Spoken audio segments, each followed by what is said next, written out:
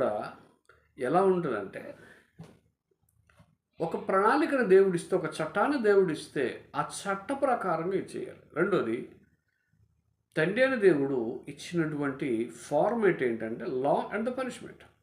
మరి కుమారుడైన యేసుక్రీస్తుతో ఏమొచ్చింది? లవ్ అండ్ ఫర్గివ్నెస్, ప్రేమ, క్షమాపణ. సో ఆయన ధర్మశాస్త్రం లా అండ్ పనిష్మెంట్ ఉంది, ఈయన ధర్మశాస్త్రం ప్రేమ, క్షమాపణ ఉంది. అది క్రీస్తు ధర్మశాస్త్రం. అంటే దేవుడు క్షమాపణ కలిగిన వాడు. మూడవది, పరిశుద్ధాత్మైన దేవుడు. పరిశుద్ధాత్మ దేవుడు ఏం చేస్తాడంటే రక్షణ కలుగు చేస్తాడు. రక్షణ కలుగు చేసి సత్యము వైపు తీసుకెళ్ళడాన్ని, అంతరంగ స్వభావాన్ని ఒప్పింప చేస్తాడు. ఇక్కడ రక్షణను ఇస్తున్నాడు, సత్యమును